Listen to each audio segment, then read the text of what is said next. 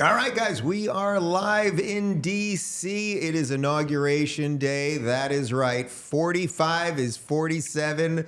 Donald Trump is president again, whether you like it or not. Although if you're watching this, I'm guessing you probably like it. And I am joined, more importantly than Donald Trump even becoming president, I am joined by the spectacular, the lovely, the fabulous. What would be your adjective of choice, Sage Steele? I like those. Keep going. Easier Dave. said than done. Checks in the mail. So good to see you. Magnificent, elegant, all the things they say about Melania. How about happy? Happy. I'm so happy. You are happy. Yes. Well, we you are should. back. Before we get into this stuff, I mean, everyone here is happy. You walked in, I was like, Sage, you have the biggest smile on your face. You're glowing, and that's what everyone in this city. And this city is not a real Republican stronghold. Obviously, a lot of different people are here right now.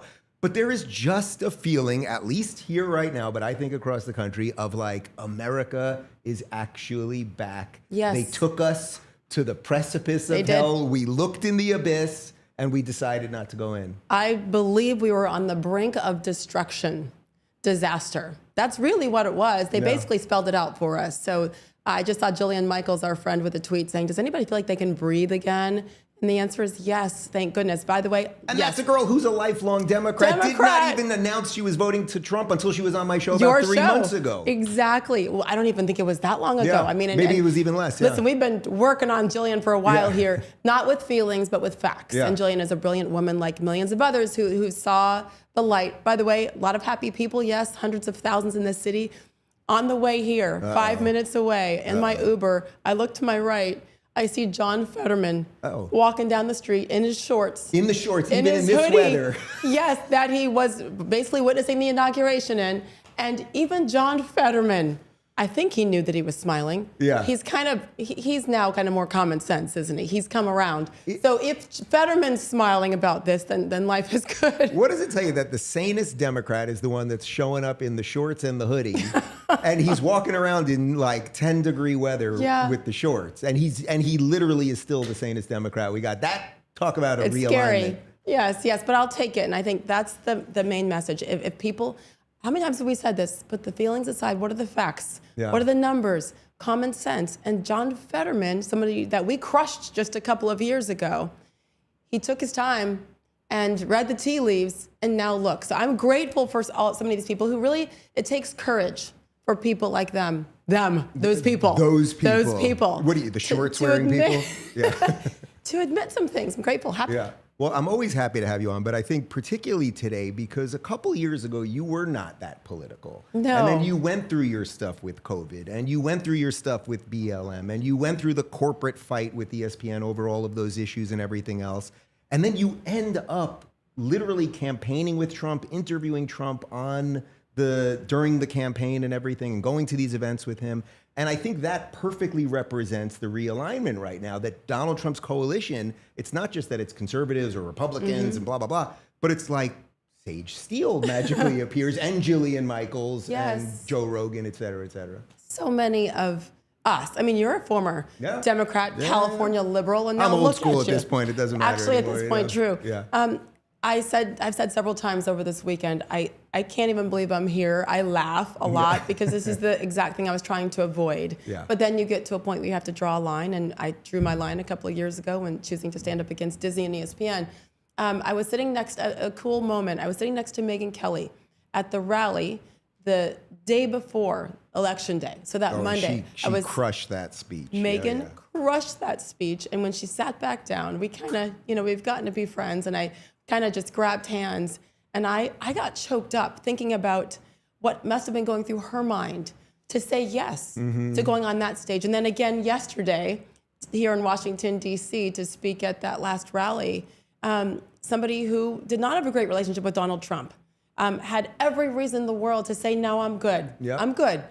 And to see so many of us look at the big picture, and then to me, and Dave, you know this, I feel like if we don't use our platforms, no matter how big and small they are, in this moment, then what a waste. And that's why I chose to not stay silent, because it was a lot easier, smarter maybe to stay silent, cheaper, all of the things, right?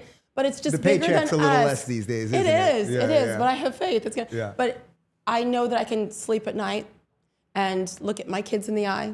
Because if we're telling our children to stand up for others and to do the right thing even when it's hard, and then we choose not to, that's when I'm really a sellout. Not when the libs say I'm a sellout. Right. That's when I'm really a sellout. So you can see obviously exactly why I wanted to have Sage on, because I think that represents what so many of us are going through. So many of you who I'm sure first-time Trump voters that were just like something pushed you to the ends. Was it COVID? Was it the BLM stuff? Was it the woke stuff with the kids? That's what really woke up Megyn with what they were doing to her kids in school, et cetera, et cetera. So we have a normal show for you today, live from DC. We're just going to dive right into it. Some of the clips obviously are things that happened today, and then we'll sort of juxtapose a little bit of the good stuff with some of the outgoing administration, which is, let's say, less than stellar. Why don't we start? Which it's all so funny. You watch the drama unfold live. This is Donald Trump and Joe Biden going from the White House to the Capitol in the car together. Apparently, Amy Klobuchar was in there, and it's like, man, to be a fly on that wall. But take a look in the Secret Service limo. Oh, here we go. Here we go. And we're seeing, looks like the two presidents coming out together. Wow.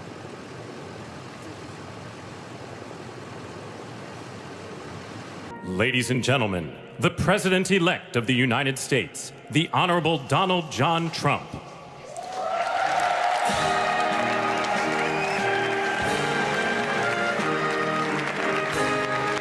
Here you have it, the return of Donald Trump to Washington. As president, he said 8 years ago he would be back in some form, trying to get in underneath that hat that you spoke of, Mary Jordan, to give the First Lady a peck on the cheek. Memes about that.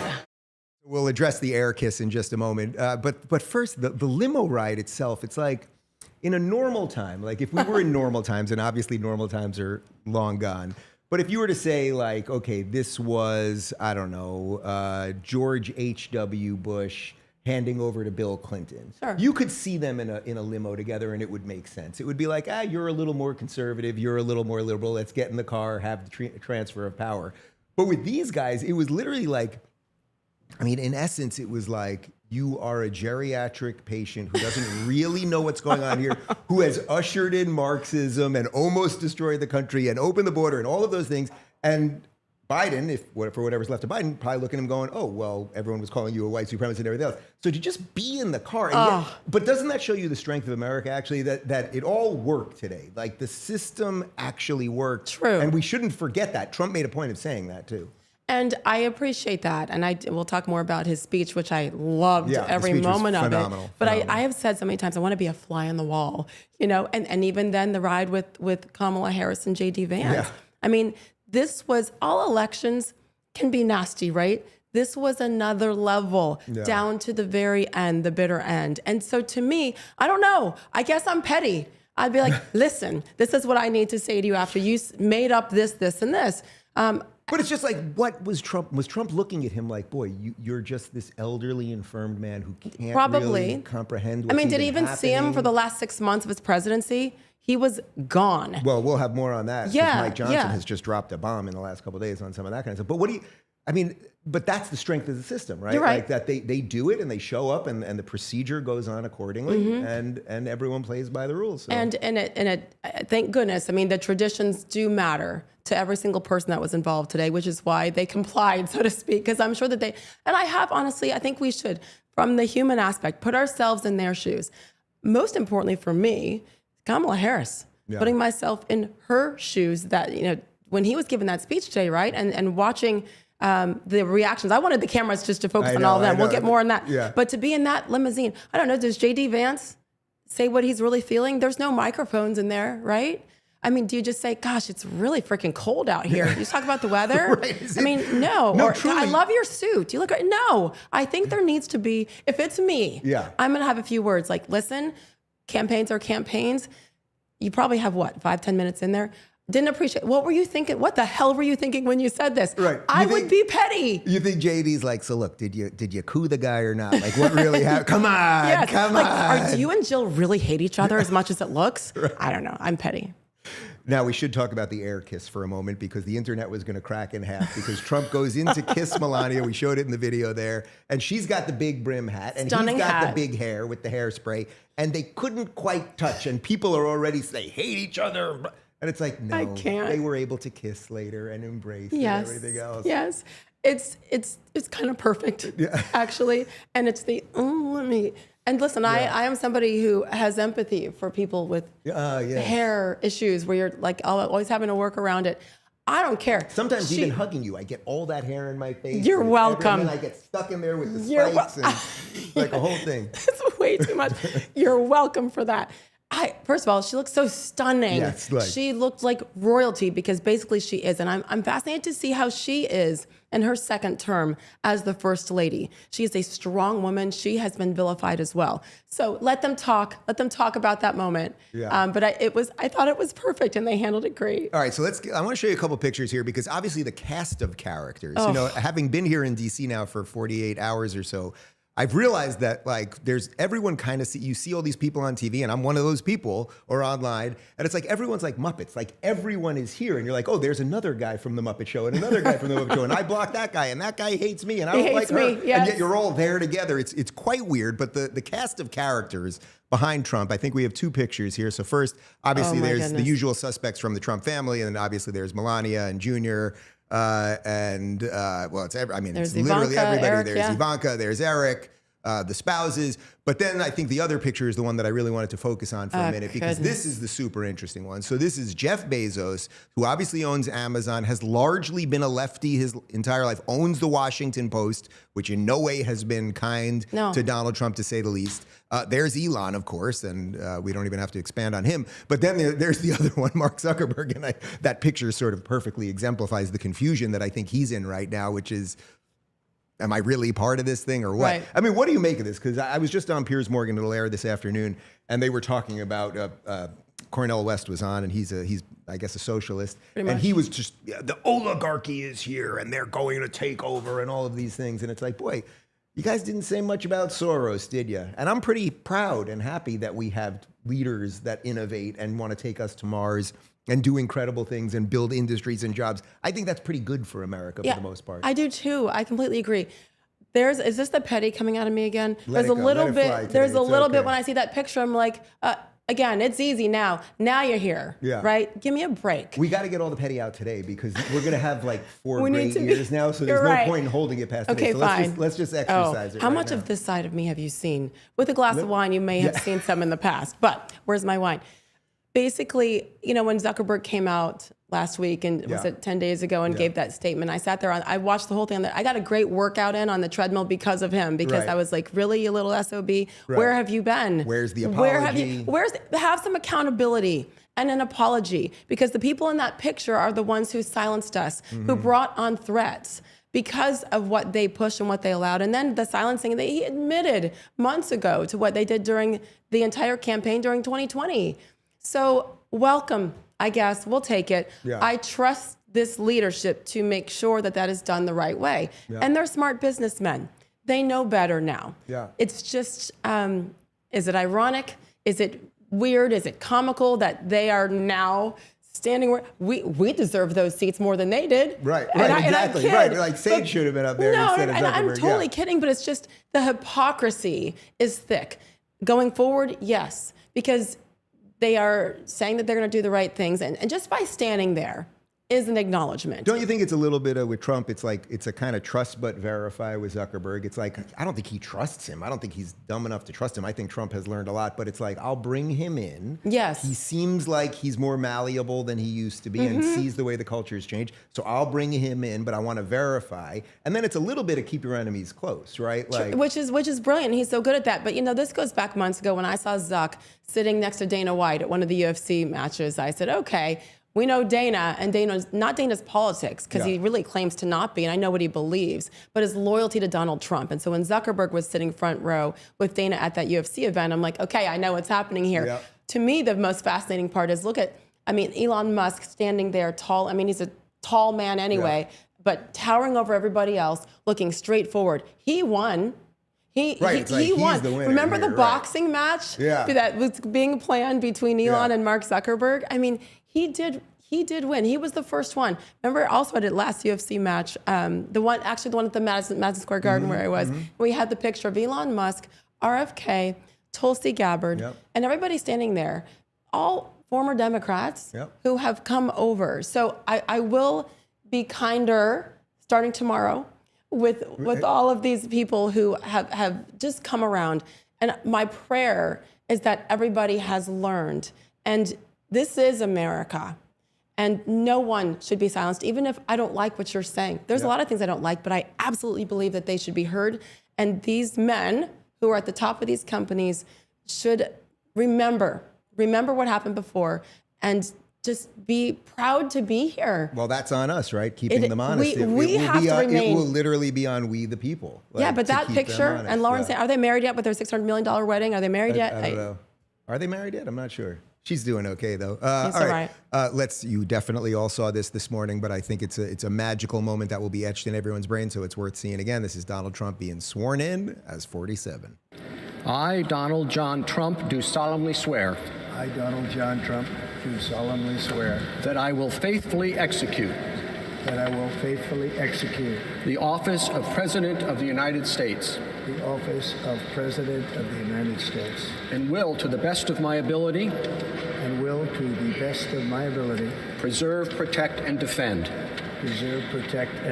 the Constitution of the United States. The Constitution of the United States. So help me God. So help me God. Congratulations, Mr. President.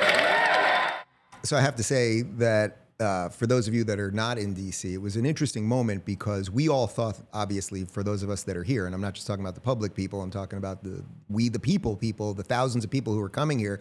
It normally would have been done at the mall, of course, and then because it's freezing out right now, they moved it to the Capitol. So it was really only the elected officials and then this small set of other people there. So the rest of us were basically left watching it either at Capital One or hotels or whatever. So I'm literally sitting in the hotel lobby watching it with a bunch of strangers.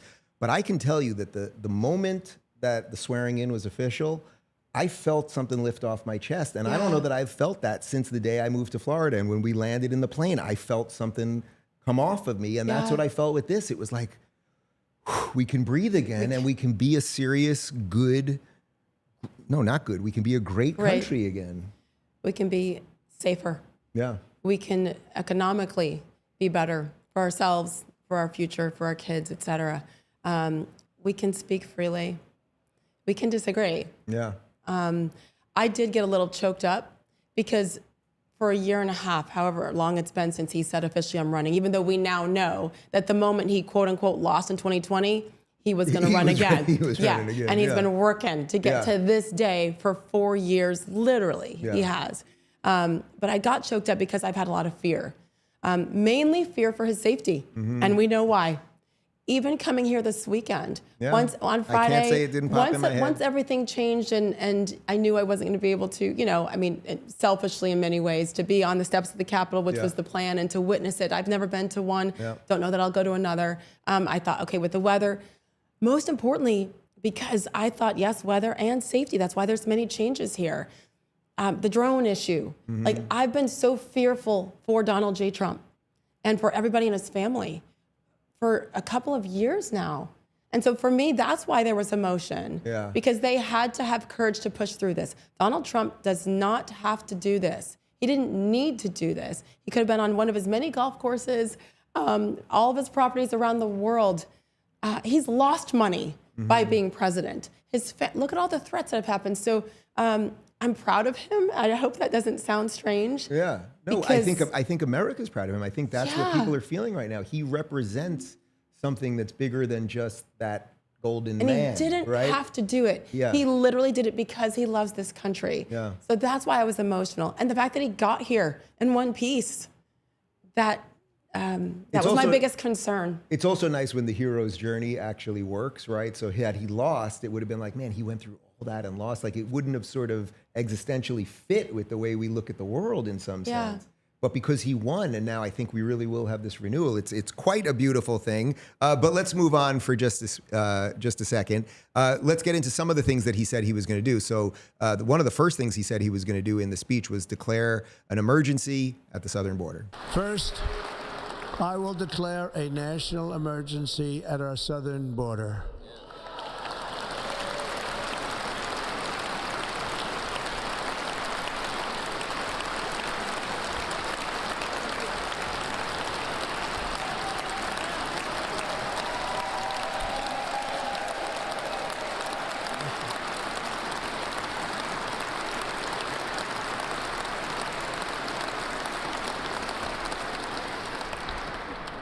illegal entry will immediately be halted, and we will begin the process of returning millions and millions of criminal aliens back to the places from which they came.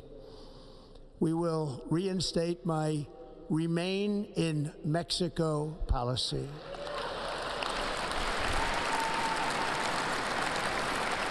I will end the practice of catch and release.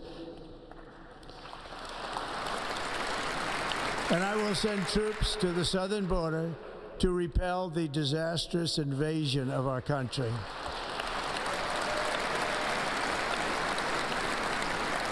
Under the orders I signed today, we will also be designating the cartels as foreign terrorist organizations.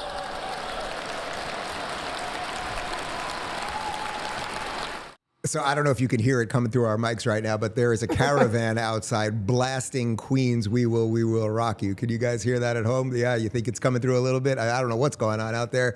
But that kind of sums up what's going on in this city right now.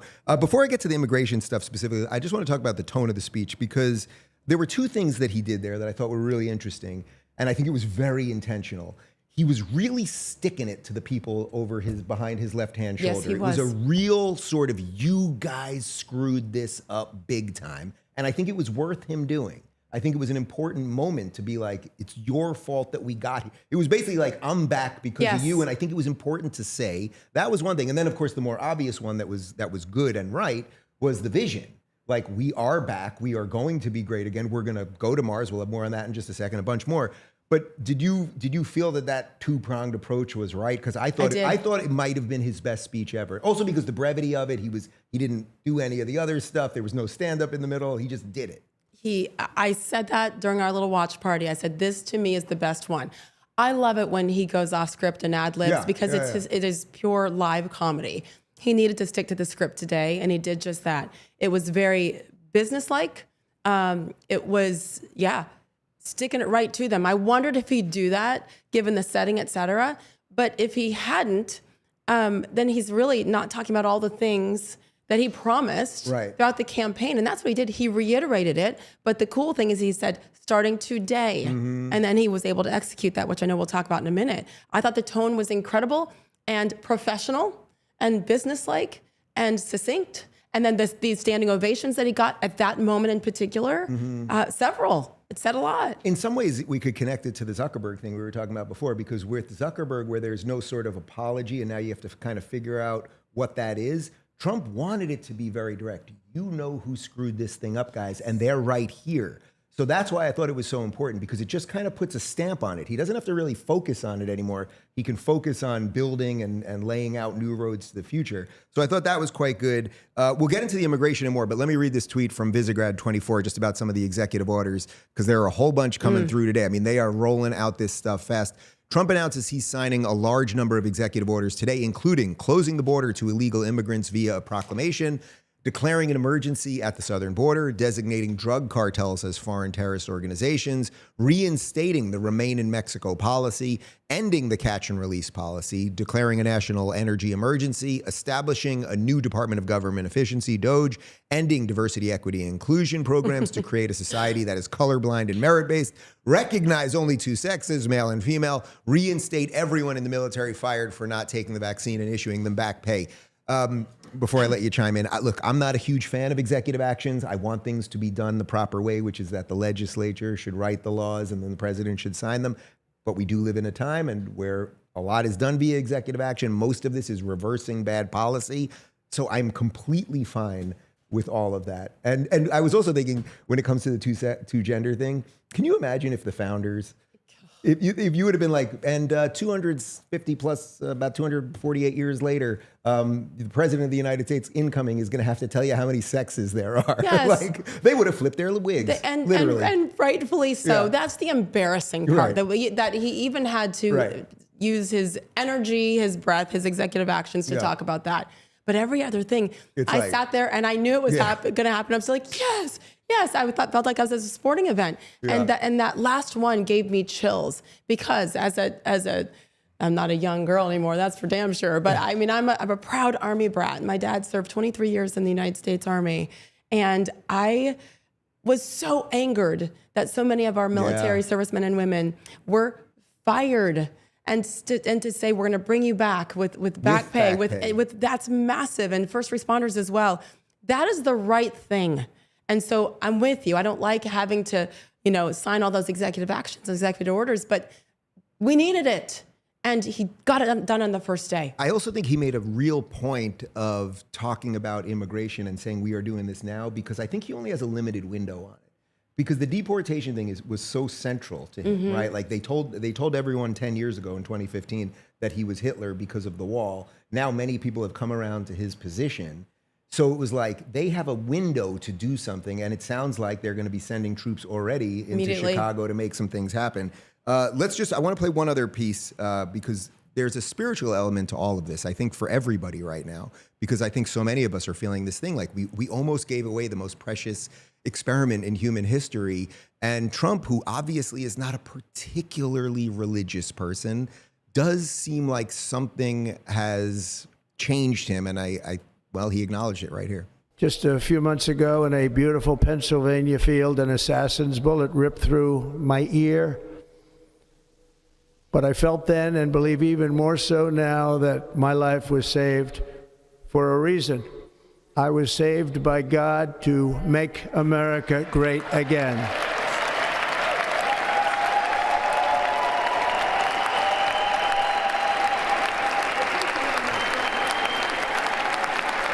Thank you. All right. I know that Kamala and Joe don't like the Make America Great Again thing, but they might have applauded by Saved by God. Like, you might have had a little grace there. But I really believe Trump when he says that. Like, I do think that whatever you think of his personal beliefs or his religious beliefs or whatever that might be, that I actually think he, in his heart, something has shifted. Yes. And now he is absolutely dedicating his life to the betterment of the country. Maybe that sounds naive or Pollyannish, but I believe it. I know it. I can feel it as well just by watching him. I feel like he's changed. I remember 2 days after he got shot and watching his granddaughter Kai on the stage at the RNC in Milwaukee. And I felt at that moment the real human part of him that we don't get to see much of. And part of that is intentional by him. But to be watching his granddaughter do that, he looked like he was about to cry. His life was millimeters from being taken just 48 hours prior. And I do know people, of course, within the administration and parts of his people that are part of the family who say, yeah, he knows that it was divine intervention. He has spoken of it. And I love how it was a real overarching theme throughout for him and really throughout this campaign to talk about God and then to have a rabbi, a pastor, Cardinal Dolan. He made sure that everyone felt represented, as many people as possible, and to make sure that whoever you choose to worship your God, you're allowed to, and you can say it. And that has had a trickle-down effect throughout the country. Look at how many more athletes and coaches on national platforms, on live TV, are talking about their relationship with God and Jesus Christ or whoever it is.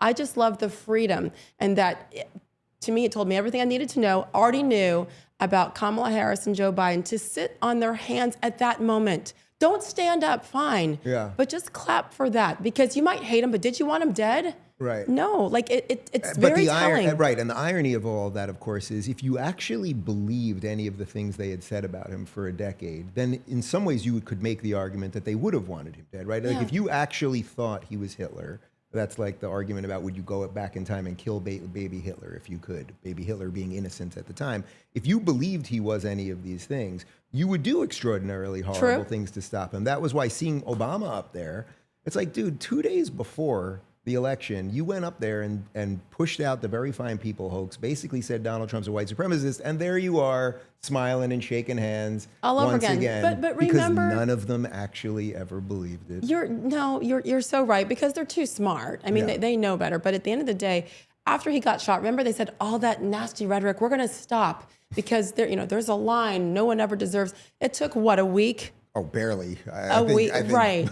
And so all the hate speech that does drive people who aren't all there to do crazy things, which we have continued to see. So I do point the finger. And again, I'm not saying I always loved what Donald Trump said or how he said it. but that rhetoric did lead to some disastrous circumstances. And I just love that even if our friend Bill Maher, who is proud of being an atheist, fine. You have that right to say it, and hopefully you'll be more respectful of me as well. Yeah, that's a good point, because guess what? Donald Trump, and we can tell this to Bill privately next time, but like, he's not coming for your atheism. It's fine. He does not care. He does not care. Let's focus on a guy who doesn't care anymore, because I don't think we're going to see him much more, which is Joe Biden, for just a moment, because he did a few outgoing things. And again, when you say he did it, nobody knows who really is in charge. So we'll talk about some of the pardons that he did in just a moment. But first, got an ad from Kalshi. You know, there's been so much speculation in the news lately, but let's be honest, traditional media doesn't always get it right. That's why I've been keeping an eye on what the betting markets are saying over at Kalshi. If you're not familiar, Kalshi is a fascinating platform that lets you see what people are predicting about real-world events, and they've been way more accurate than most of our corporate media. For example, let's talk about the big question that's on everyone's mind. Who will Biden pardon next? Traditional outlets are full of speculation, but on Kalshi, you can see data-driven predictions about what's most likely to happen. It's a fresh way to cut through the noise and get a sense of where things are actually headed. Or here's another one I came across recently. How many executive orders will Trump issue on day one if he's back in office? Again, instead of relying on media talking heads, Kalshi lets you see how the betting markets are leaning, which has proven to be surprisingly accurate in the past. If you haven't checked it out yet, go take a look for yourself at Kalshi.com. All right, so we'll have more on Trump and this revival of America in just a second. But Biden, or the Biden administration, or whoever was still in charge at the end, they went out with a bang. They really did, because they issued a whole bunch of pardons to a lot of the bad guys, let's say, and to Biden's family members and everything else. First, let's show you the presidential pardon of Anthony Fauci. I'm not going to read the entire thing there, but Anthony Fauci has been pardoned retroactively to 2014. And there's something specifically interesting about that date. I want to read you this tweet by Hans Mankel on Twitter. The fact that Fauci's pardon specifically and explicitly addresses his COVID-related offenses while being backdated to 2014, the year gain-of-function ban took effect, which Fauci circumvented by outsourcing experiments to China, speaks volumes as to what this is really about. So everyone knows already that this is what Fauci did. He took NIH funds through EcoHealth. They did it in China because it was banned here. And Biden, and again, I'm going to stop saying it because otherwise we'll just talk ourselves into circles. No one knows who's in charge of any of this. But this administration decided to say, Fauci, even though you lied about masks, you made up social distancing, the school closures, not letting people see grandma die, all of those things, on the way out, here's another gift on top of your $400,000 a year lifetime pension. Roll your neck a little bit as you talk. Crack the neck. Let me hear something good there. It's very rare that I have to really bite my tongue. My mom and dad are probably watching, and they would Hi, Mom and Dad. ground me if I said what I want to say. They love you. About Anthony Fauci, number one, and what he has done to this country and this world. But I guess in this moment, no. Okay, we don't know who's running the country, who has been, Barack Obama, whatever. Joe Biden, he signed his name.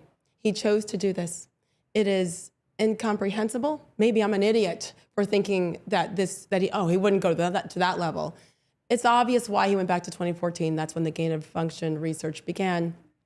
He's a criminal. I hope, and I'm not smart enough to understand the process, I hope there's another way to hold him accountable. And by the way, you don't have to accept a pardon. I mean, if you're Hunter Biden, you better, right? But if you're Anthony Fauci, if you've done nothing wrong, as you've claimed for all these years, why would you sign that? Why do you need to be protected? Are you just afraid of what Donald Trump's going to do? Is to put you on the stand and say, let's talk about this under oath, and what you chose to do and why? The lies, the constant changing of it. I mean, he's come out, like you said, and talked about the masks and the lack of efficacy since then. Yep. I am disgusted what he did to our children. Moments and times that they'll never get back, and with loved ones. Shown virtually no contrition. I mean, that's zero. The other part. Yeah. If there is somebody that will find a way to hold him accountable, get around the pardon, are they constitutional? Like, to me, there's a lot more to learn about these. Yeah. Well, actually, but he must. Pause there for 1 second because it's a perfect segue to this next piece, and then I'll let you pick it up right after. Because Mike Johnson, the Speaker of the House, Mike Johnson, went on Bari Weiss's podcast on Free Press, and they were talking about how Biden literally, I often say the word literally did not know what legislation and what actions he was signing. Take a look at this. And I said, Mr. President, thanks for the moments. This is very important. I got some big national security things I need to talk to you about that I've heard and I think you know, and what do we do? But first, real quickly, Mr. President, can I ask you a question? I cannot answer this from my constituents in Louisiana. Sir, why did you pause LNG exports to Europe? Like, I don't understand, liquefied natural gas is in great demand by our allies. Why would you do that? Because you understand, we just talked about Ukraine. You understand you're fueling Vladimir Putin's war machine because they got to get their gas from him, And he looks at me, stunned with this, and he said, I didn't do that. And I said, Mr. President, yes, you did. It was an executive order, 3 weeks ago. And he goes, no, I didn't do that. And he's arguing with me. I said, Mr. President, respectfully, could I go out here and ask your secretary to print it out? We'll read it together. You definitely did that. And he goes, oh, you talk about natural gas. Yes, sir. He said, no, you misunderstand. He said, what I did is I signed this thing we're gonna conduct a study on the effects of LNG. I said, no, you're not, sir. You paused it. I know, I have the export terminals in my state. I talked to those people this morning. This is doing massive damage to our economy, national security. It occurred to me, Barry, he was not lying to me. He genuinely did not know what he had signed. And I walked out of that meeting with fear and loathing because I thought, we're in serious trouble. Who is running the country? I don't know who put the paper in front of him, but he didn't know. Okay, so Johnson is getting some criticism right now because of that, because people are saying, well, why didn't you say that more forcefully or vocally or publicly over the last couple of months? But put that aside for a moment. The other thing that he did say in that was that he was trying to get a meeting with Joe Biden for 6 months, and they would not let the Speaker of the House get a meeting with Joe Biden, and that when he walked into the room, when he finally got the meeting, when he walked into the room, Kamala Harris and I think it was Chuck Schumer basically blocked him from the president because they knew if he was able to ask the president anything, that was going to happen. So that exactly gets to your point. Who the hell was doing all of this? And actually, is there a legal issue here when it comes to these pardons or executive actions? Does this man know what he just did? Probably not. I think that's what we have to assume. Let's go back to June 27th. Where were we? At your house in Miami, and the debate. Yeah. And that was when everything was confirmed, what we had been talking about for all this time. Right. He's not all there. I said then the human element is heartbreaking. We're beyond that. Jill Biden, shame on you. We're beyond that. I don't obviously believe that he knew what he was doing. Who put these pardons in front of him? I mean, I assume he knew that he was signing hunters and executing all that. Right. The timing of this must be discussed as well. 15 minutes before all of this began, before they entered the rotunda, 15 minutes. So the timing of this, I mean, he waited to the very last second, probably to make sure that the Trump administration didn't fully couldn't put it in his speech to comment on it. I don't know. Oh, but all that's this happened at the very last second. Right. The last moment he could possibly do any pardons and any damage. You know what it proves to me? It proves what I have believed, unfortunately. I didn't want to believe this for a very long time. This man and Kamala Harris, they do not love America. Yeah. They do not believe in democracy. They don't, or else they would not have done this. So the 46th president of the United States leaves in shambles and in a cloud of darkness, not because of anybody else, but because of what he did and did not choose to do. It's funny because I don't want to dwell on it today because I think there's so many good things here, but you're so right. It's like if what Mike Johnson said is true, that he walks into this room after they delay him from getting a meeting with the president for 6 months, we can only take him at his word, right? So he walks into a room, then he gets basically ambushed because they don't want him to see the president. So now Kamala and Chuck Schumer are doing that. They are in an absolute violation of their oath of office. If they knew, and they damn well did, that Joe Biden was mentally compromised and they were doing things that, basically putting paper in front of him to sign without him knowing, that is a criminal act. I don't know what we do with that at this point, and maybe today's not the day to fully unpack it. I don't think we're done with it, though, because again, I said I'm petty. Donald Trump's petty in a good way, in a way that I think we just deserve to know the facts because of the cost that has been inflicted on all of us since. So we've got a little bit more on just sort of the shambles of the end of the administration, and it was such a farce, and we're almost out of it. And again, I promise you we'll end on all of the positive stuff. But I want to show you this clip. Alejandro Mayorkas, who was supposed to be in charge of immigration and the border and everything else, who's been an utter embarrassment, as he's going out now, basically he's pretending he had nothing to do with any of this either. Secretary, do you not, I mean, put the politics of the election aside if you want. Do you not look at the immigration issue in this country and what has transpired over the last 4 years, given the number of people coming into this country illegally, given the firestorm that this has created, the national dialogue about it, given some of the efforts, frankly, by the administration, especially early on, to be more lenient than they had been? Do you think none of those things, if you could go back, you would do differently? Look, Andrew, yes, and you have to understand something, and this is not specific to government, but to any large organization, including a government administration. People have different views on what the correct policies should be, what the correct operational measures should be. Those disagreements, those different views are voiced, decisions are made, and then everyone marches in unity together. That is the nature of a large organization, and the government is no different. All right, as you know, the one thing I'm going to miss about the guy is the eyebrows. But basically what he is saying there, you can see it's the subtext of what he's saying. He was sort of saying, I guess I wanted to close the border a little bit more, but it's a big organization and I got to work with people, so don't look at me. And that's kind of a perfect ending to this administration. It was an endless shell game. Nobody was to be blamed for anything. And at some point, they'll all turn on each other. And I suppose a book will be written. Oh, a couple of books. The A word, accountability. It matters. He's not taking any there. And why should he? People have opinions. It starts at the top. Yes, it was my job, but people have opinions about things. Yeah. But it starts at the top. And if the commander-in-chief is not willing, it's a choice, willing to do that, then why should anybody else? As we focus on the present and going forward in the positivity, I do hope that we can move on, but we can't forget. And we can never allow this country to get to this point. And we've said forever, and a cliche, your vote matters, obviously, because look at what happened. But I am going to enjoy, Petty Sage is going to enjoy watching people continue to turn. Because I am curious about the truth. Because for all these years, the last 4 years, I've had so many questions. And sometimes it's just, why? Right, why? Why would you allow this to happen in the Windy City, in the city of Chicago, when you know what it's going to do to its residents? Why at the border? So I look forward to the truth coming out. Maybe it's going to happen probably with people getting book deals and making millions from it. And so they're going to continue to benefit and thrive, right? Great. I want the answers. Can we do a segment with Petty Sage? So we have effervescent, smiley, happy Sage Steele. But then can we have, maybe you just put on a wig or something and it's Petty Sage. There's no wigs that fit on top of this current thing. Well, I don't know. You do something, whatever it is you do. Well, it's simple. No, but Petty Sage still smiles while I'm being petty. Oh, it's like a Southern kind of insult. It's while I'm being petty. Yes, okay. Yes. I love the segment idea. We're going to talk about Collars & Co. for just a second, then we will get back to the golden age on the other side. Collars & Co. is one of the fastest growing menswear brands in the USA, and for good reason. They're the ultimate example of a great American business, and they're changing the game when it comes to men's fashion. Their claim to fame? The dress collar polo.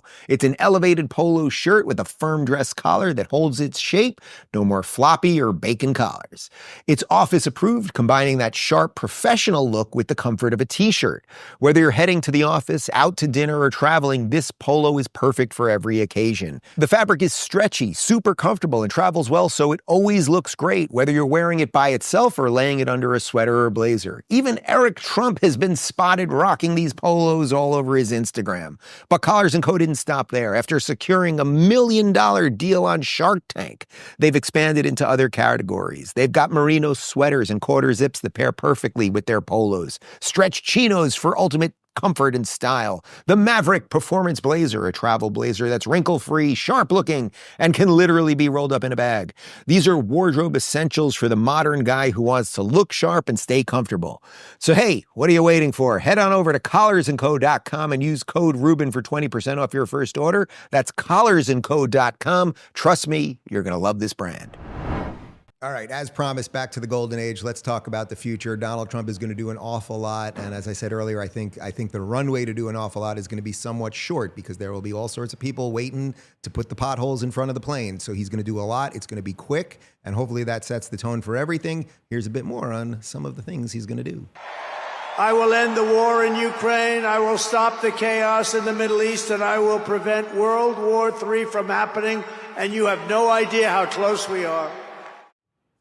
That sounds pretty good. And I actually think he can do it. I think we're going to have a resolution here. I'll make some predictions right now. I think we're going to have a resolution to Ukraine within 3 months. It's going to be a little messy, but I think there's enough pressure he can apply on Zelensky. Like, hey, dude, you're not getting any more weapons. There has to be some sort of concession with Putin. He's got nukes. That will be resolved. The Middle East, it's still more complex because there's hostages, but I think we will unleash hell on you. I sense that there's going to be some change there pretty quickly. And then, his reference to I don't know if that was like a wider World War III thing or he was just sort of mentioning that within the paradigm of both of those. But it just seems like a strong America will be back and lead the world. And that's kind of what every good person wants. And it already started long before today, right? When you saw, look what happened in Canada. Yep. Look at Justin Trudeau. And before he stepped down, what did he do? He came down to Mar-a-Lago and, hi, how are we? I love you, Donald. Yes, and the Mexican president as well. I mean, all of those things were happening before he took office because they knew they need to get on his good side, even if it's just financial for the tariff reason, et cetera. With Ukraine, that needs to happen quickly. I hope it is that fast. And it is more complicated than I can even begin to comprehend for sure. But I think everybody now knows that was dirty as well. And then as they continue to send funds over in the last week or so, and then you know, at the same time that California is burning down, and we've talked so much about that, some of that money to go help them. Let's not forget about North Carolina, et cetera. The thing that gives me chills is the end of that clip when he said, basically we're a lot closer to World War III than we know. What does that actually mean? What does that mean? Yeah. Do I want to know what that means? I don't know. But I believe him. He has no reason to make any of this up. And I have never trusted anyone in this kind of position as the commander-in-chief more than I trust him. Because look at the reaction he gets from around the world, from the top leaders. They know better. They know he means business. Yeah. He does not care. He will take you out because it's in the best interest of this country. And no one else has had the balls to do it, ever. It is time. And he knows he only has 4 years, really. Yeah. But the best part is that he's got the deepest, best bench that we have ever seen with J.D. Vance and everybody else that was standing behind him today. It's a beautiful thing. I got to say quickly on the J.D. front, I interviewed him. I think I was the first interview that he did when he announced he was running for senator. It wasn't that long ago. Oh, wow. It's only that's about 4 years ago, something like that, around 2020. And to see his rise like this, and then I saw him at a party the other night, and I had a moment with him. We posted the picture on Locals and on Twitter if you haven't seen it. And the guy is just so ready to do this, and he's just a decent human being. He's That's lovely. what he is. I think he kind of can't believe it. I think there's a little bit of shell shock there, yeah. But he's just a good guy, and he's ready, and that's what we need. Did you see the video when Donald Trump was signing the executive orders today, and JD was standing over his shoulder, kind of like? Oh, I don't think I saw that one, but cool. But that's the feeling. Great. That's the feeling. And I got to do a town hall with JD. I think it was in Lancaster, PA, or Reading. I don't remember. Yeah. We were in Pennsylvania so much with the campaign. It's all Thank you to the Keystone State. And he's such a pleasure to be around. Good Midwestern boy. He is brilliant. He is so sharp and personable. Yeah. I mean, he has that quality that some people complain that Donald Trump does not have. JD and his wife, Usha, I mean, they have brought in a very different energy, a different vibe to Washington, and one that I think is needed. Speaking of different energy and different vibe, well, we're going to actually do some things that the government promised. Take a look at this tweet right here from Leading Report. Trump administration is reportedly planning a large-scale immigration raid in Chicago next week, per Wall Street Journal. It sounds like about 200 officers, a little unclear which departments they're going to come from, are going to go in and clean up what's going on in Chicago. All the gangs that well, it's unclear to me. Is that going to be like a gang thing, an illegal immigrant thing? There's obviously a connection between those two things. Now we're going to, have some of these groups crossing the border that will be officially designated terrorist groups. It's like, that's what I mean about the short runway. It's like he's going to do a lot fast, and I think that's what we need. To me, when people asked me, what are the reasons why you support Donald Trump? to me, number one, first and foremost, was his stance on the border. Yeah. And what he did and, began doing in his first term, because that equals overall safety for our country. And so he knows, listen, if anybody's going to follow through on their campaign promises more than Donald, he knows we'll all hold him accountable. The people will. And I think, watching him throughout the last, month and a half or so since he was elected, he knows that we are depending on him to do just that. I believe that was pretty much the top issue for everybody. Yeah. Wasn't it one, maybe number two? Look at what happened with Bobby. I mean, Bobby's wake up when he was still running as a Democrat, RFK, was going to the border. And you remember that video? He's doing the selfie video and he sees this stream of people go by and he's saying, "What country are you from?" And it was like 20 different countries. And he was like, finally, he was like, what is going on here? Didn't he go to the right border now? before the border czar went to the border? Yeah. Pretty much. That was Enough a trick said. question, wasn't it? You were going to see. Here's Donald's, or Mr. President's other sidekick besides JD, laying out a little bit of the vision. Did you see his rocket yesterday? It was captured. And X is with him. X. Come on, Elon, say a couple of words. Okay. Thank you, Mr. President. Sorry, little X just followed me on the stage here. He's a very enthusiastic supporter, as you can see. Woo! Yeah. So we're looking forward to making a lot of changes, and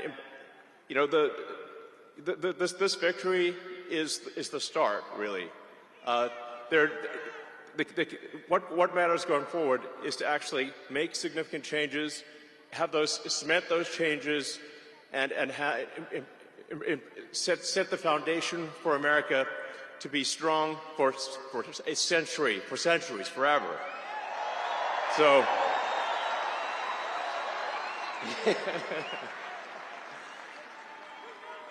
And make America great again. I just have to say, Sage, like how cool and how great. And the one thing I always say on the show is like when people are telling the truth, it's easy. It's easy. The way he's laughing there, not in the fake Hillary Clinton, Kamala Harris cackle laugh, but with his child there, who apparently is named X actually, or XC429 or something like that.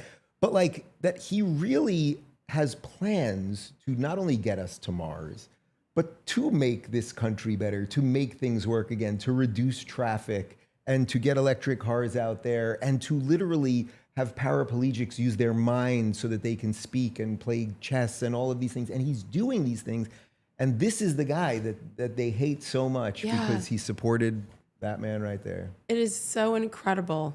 As someone he's not from this country, and he sees the beauty of this country. He's an African-American, actually. You know that.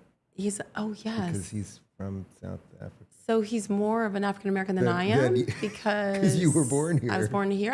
Wait, guess where I was born? Did you know this? I was born in the Panama Canal Zone.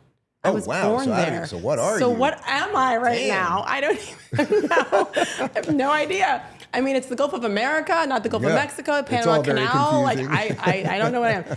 I love it. And I love the organic nature of that speech yesterday. And I've heard from so many people about how DJT, he's like, hey, get up there and say something. And I think it's kind of obvious that that's what he did with Elon yesterday, and he gets up there and he kind of fumbles his way through, just like most of us do when we're put into a high pressure situation. And his kid, who's now becoming the most popular kid in the world. How about today when Elon Musk was there for the swearing in? And when Trump mentioned Mars, Elon did it again. He's like, yay! He's like, I like that place. That's a place I'd like to go to. It's just so raw and unbridled. I absolutely love it. I wish I had like a tiny, just one little piece of his brain. Yeah. I mean, he is so brilliant. And the influence he knows as well. He knows his own power and that his power can help so many. Is he perfect? Hell no. Is he going to make more mistakes? Absolutely. But you know what? I'll take my chances with him. I was at Mar-a-Lago 10 days ago for dinner and didn't know if the president was there. And all of a sudden, you're eating dinner and the music, because Donald Trump DJs. He has his iPad with him no matter where he goes, on the plane, wherever. And the music got really, really loud. And you look around and it's Mr. Trump walking in with Elon Musk in his bomber jacket. And he just, he looks around and You know, he's just so himself. And I love it. And I also think that's really good for President Trump. You know, the people with whom he's surrounding himself right now, think back, 8 years ago. It feels so much tighter. So different. And again, I can have a full mea culpa about it. One of the reasons I was not supporting him at the beginning and I was in the DeSantis camp for the primary was I was concerned that he would not be able to get good people around him. That has been completely airtight closed. So it's like, that's because freaking great. I don't mind being wrong about something. I'm glad I'm wrong about it. Yeah, but you're a man and you can acknowledge it. And most of us who are normal human beings can acknowledge that. But what he said on Joe Rogan, when he acknowledged his mistakes, that's what a concept, from his first presidency, and how he was quick to bring on people and not quick enough to get rid of some people. He trusted too much. And so personnel is something he's been working on since the day that he lost, and I'll always use air quotes, sorry, the day that he lost in 2020, as he knew he needed to do that part better. It is crucial. He was rightfully criticized in many ways for some of those actions and the bringing in the wrong people and then not getting, he's loyal and he values loyalty, maybe even sometimes to a fault. He had 4 years to get the right people in there and learn from what did and did not go well the first time. And I love the cabinet. I love the people he's surrounding himself with. It's like hot diggity damn, guys. Was it the right people? I mean, he's bringing in half of the Democrats and the tech bros. And you may not love everybody on every single issue, but that goes to the strength of America because we are a big country geographically and philosophically, and we have something very special at our hands right now. We'll have some finishing thoughts on all of this, but first one more ad, and then we'll be back. We've been told our whole lives that wrinkle creams were the easiest way to look younger. Now, one doctor says that's nothing but old news. According to Dr. John Lake, the world-renowned Beverly Hills beauty expert, most wrinkle fixes on the market are nothing but glorified moisturizers. They hardly make a dent on your appearance, and some can even be harmful to your skin, he said. Recently, Dr. Lake has focused his attention away from mainstream cosmetic practices. Why?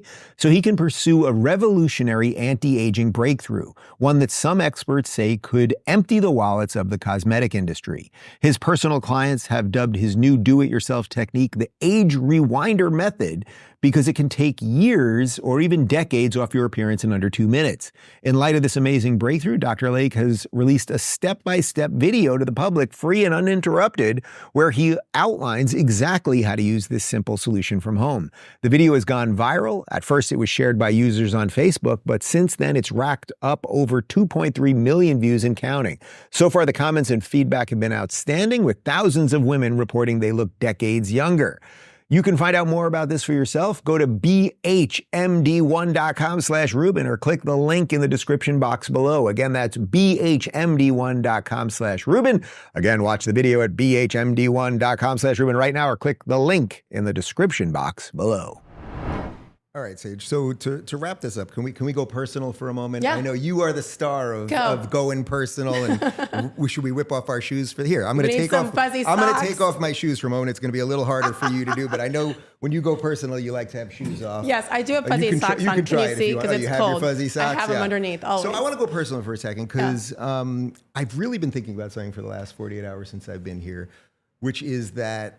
And this may sound corny or something, but like the last 2 days have been such a confirmation that I did something right with my life.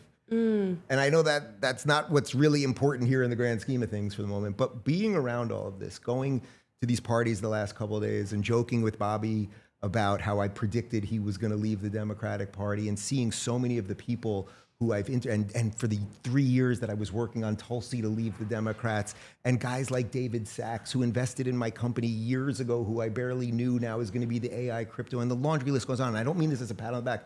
I mean it as like, I just feel like I somehow ended up doing something good in the world. And I think that that's somehow is connected to what everyone that has been part of this should be feeling. Like that is the we the people thing. We say we the people, but it means like if you do something that is good, that it will expand and it will reach out in ways you have no idea. So I've just felt very validated or something the last couple days. And I guess maybe I never stop and think about it. People say nice things to me a lot or whatever that might be, but something about the last 48 hours, I've been like, whoa, like I am in this thing that actually did something really important if I don't do anything else. You're And not that's supposed to pretty be the one cool. to make me get all sappy. It's supposed to be reversed. All right, so you do it now. No, I love it, and I love that you're saying it. And at the end of the day, when was that? When was your big turn? My What big turn year? in terms of like leaving the left fully, it was that PragerU video, which Phoenix can help me out here. I think it came out in February of 2016. Okay. Yeah. Okay. That's recent, relatively speaking, but yeah. then again, it also feels like a lifetime ago. But and considering it's what's also a happened long since journey then. to It get is, there and all that kind of stuff. That took courage, took a lot, especially because that was the toughest time to do it in 2016 when I'll never forget where I was on election day that day because I was still in deep at ESPN and we had that the mandate saying don't tweet, don't talk politics. And all of a sudden I'm on Twitter and I see the executives, the leadership at ESPN, like freaking out that Donald Trump has just won and saying the most negative things on Twitter as our leadership. And I thought, what the hell is going on? We're not allowed to. And if the leaders are.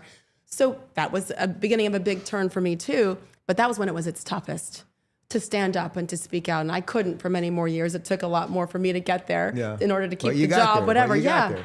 But I hope that it is a lesson to so many that when you feel something in your gut, in your heart, like we did, and whatever your turning point is, it really doesn't matter. I said this to Megyn Kelly 2 days after my lawsuit settled and I left ESPN. I said, I didn't know what my line was until it was crossed. Yeah. And I didn't. But you just keep taking the pounding, and then you go, no, it's not okay, and here's why.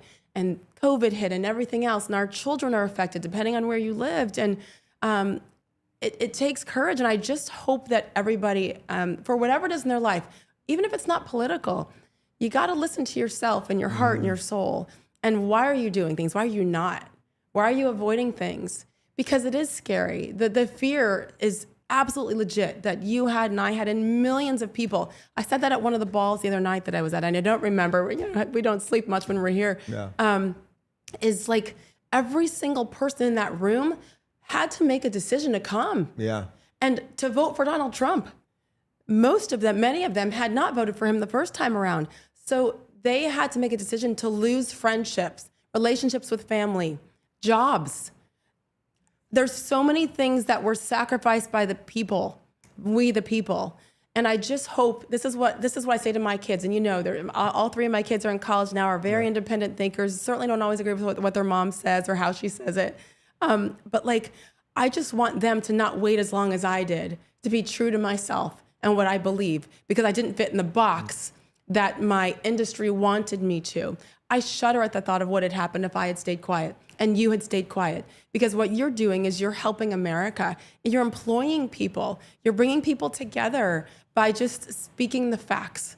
And I know now that I'll never go back, but I do I get sick thinking of the what if many people, Patrick Bet-David, Joe Rogan, I was sitting there the night before the election when President Trump is speaking there in Pittsburgh, when the news came that Joe Rogan said, and everybody freaked out. Why does that benefit him? But when you're doing the right thing, it actually helps others too. And that has to be the lesson here. You know why you're the best? Because I felt like I was like, oh, we're ending the show with me making it about me, but that was the point. It's not about you. You just illustrated my point better than I was. It's about us because you are helping others, and you could have stayed quiet and still made all your money, but you chose not to because it was the right thing. Ladles and jelly spoons. The great Sage Steele. Where's my wine? All right. We need some Sage, later. I assure you there is plenty of wine in this town. There's an awful lot of parties and balls and balls or types of galas. That was a weird ending. There's a lot of stuff going on tonight, so we will be posting pictures and videos and all that good stuff. And it really, guys, everyone will remember where you were today when you saw him take that oath again. And it's a great day for America, and let's just run with that. This is just the beginning once again, right? It feels like the end of something, and what happens at the end? It's the beginning of something else. So thanks for watching, everybody. Oh, and we will be back from DC. We're staying for one more day, but we'll be back tomorrow at our normal time, 11 a.m. Eastern. Thanks for watching, and all right, let's get you some wine. God bless America. God bless America. Make America great again. Am I going to worry about it? First of all, I'm not going to worry about it, Phil. because he's not going to win. He is not going to win. She's going to win easily. Is hope and joy rising. Victory is in sight in less than 3 weeks. I think that he loses. We just made history. How do you like my garbage truck? But you still can't say freedom is good, communism bad.